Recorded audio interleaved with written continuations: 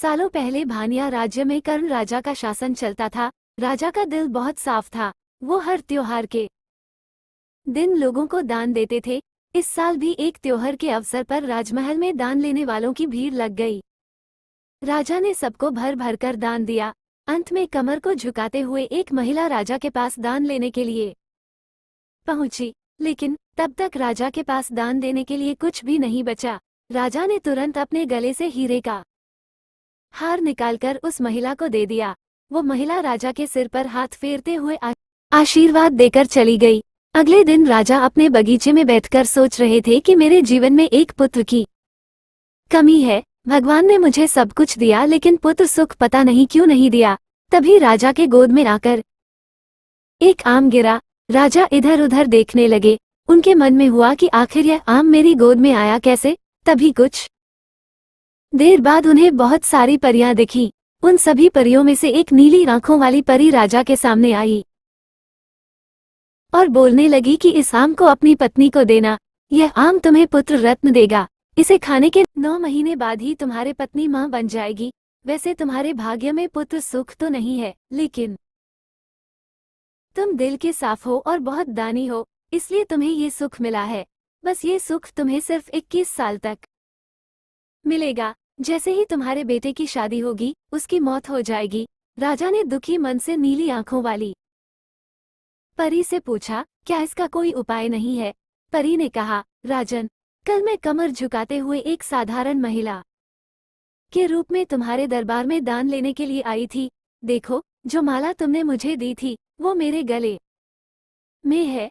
तुम्हारे इसी कर्म और दूसरों की मदद करने की भावना के कारण मैं तुम्हें पुत्र का आशीर्वाद देने के लिए आई हूँ। लेकिन तुम्हारा बेटा 21 साल से ज्यादा नहीं जी पाएगा। फिर भी तुम उसकी मौत होते ही उसे एक संदूक में डाल देना। उसके बाद संदूक में 4 दही के घड़े रखना और बीच जंगल में लाकर छोड़ देना। इतना कहकर नीली आंखों वाली परी वहां से ओझल हो गई।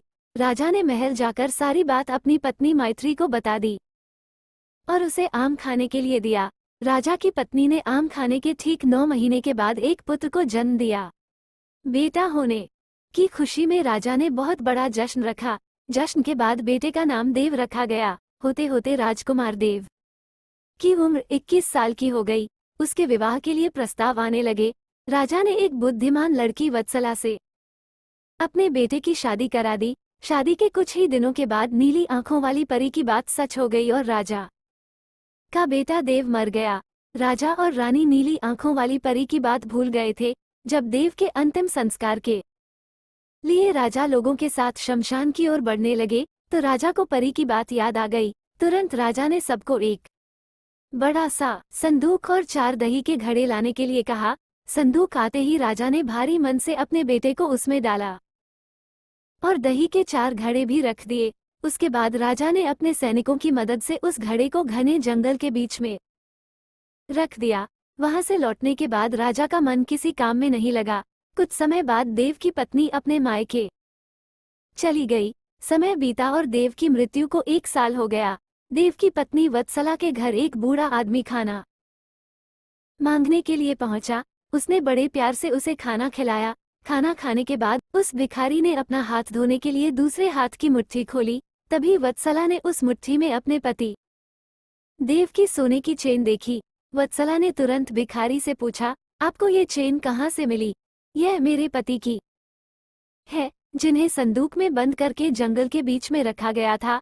भिखारी ने डरते हुए कहा, हाँ, मैंने ये चेन उसी संदूक से निकाली है।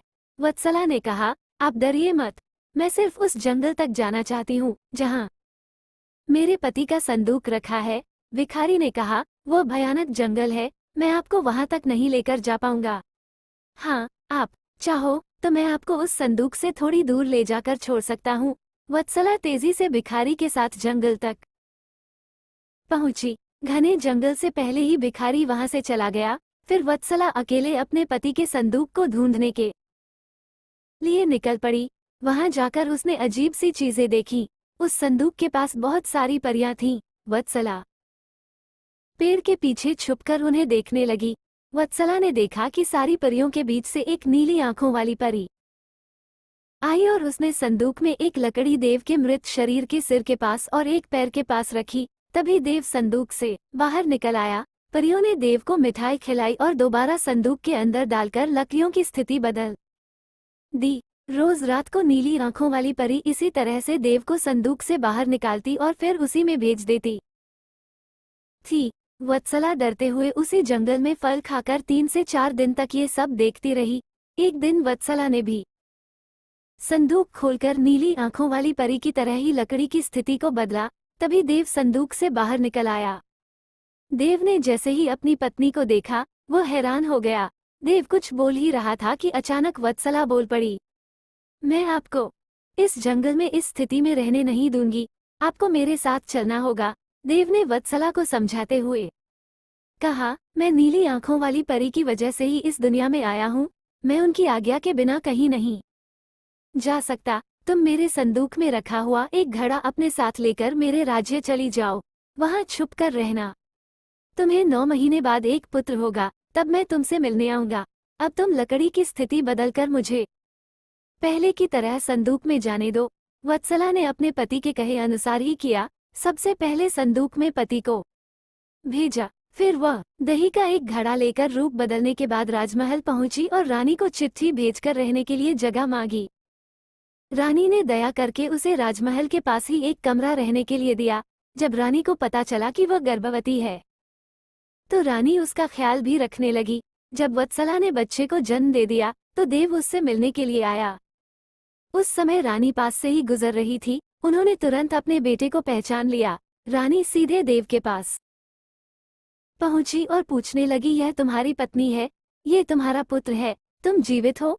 अब मैं तुम्हें कहीं नहीं जाने दूंगी। देव ने कहा, माँ, मैं आपके साथ नहीं आ सकता हूँ। इसका एक ही उपाय है, आपको अपने पोते के लिए एक उत्सव रखना होगा।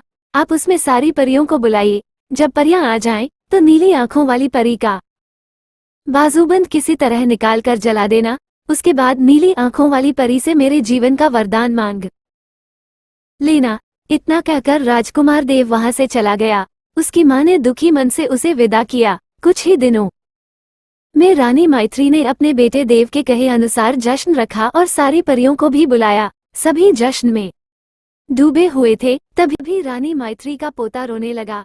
रोते बच्चे को देखकर नीली आंखों वाली परी ने उसे अपनी गोद में उठा लिया। तभी रानी मैत्री ने परी से कहा, देखिए न, इसे आपका बाजूबंद पसंद आ गया है, तभी तो आपके पास आते ही इसने रोना बंद कर दिया। क्या आप कुछ देर के लिए अपना बाजूबंद इसे खेलने के लिए दे देंगी? परी ने तुरंत अपना बाजूबंद उस बच्चे को दे दिया। रानी मैत्री को इसी मौके का इंतजार था। उसने सबकी नजरें बचाते हुए उस बाजूबंद को आग में डाल दिया। नीली आंखों वाली परी ने अपने जलते बाजूबंद को देखकर रानी मैत्री ने पूछा, आपने यह क्या किया? अब हम आपके बेटे देव को अपने पास उस जंगल में नहीं रख पाएंगे। ये सुनते ही रानी मैत्री ने रोते हुए परी से प्रार्थना की। उन्होंने कहा, आपकी कृपा से मुझे बेटा हुआ था, अब आपको ही कृपा करके मेरा बेटा लौटाना होगा। मैं आपसे अपने बेटे देव की भीख मांगती हूँ। नीली आंखों वाली परी को मां का प्यार देखकर दया आ गई और उन्हें आशीर्वाद दे दिया। परी के आशीर्वाद से राजकुमार देव संदूक से निकलकर घर लौट आया। राजकुमार अपने परिवार के साथ खुशी खुशी रहने लगा। कहानी से सीख मिलती है कि विनम्रता से सबका दिल जीता जा सकता है और सब्र व सही रणनीति से इंसान मुश्किल काम को भी पूरा कर सकता है।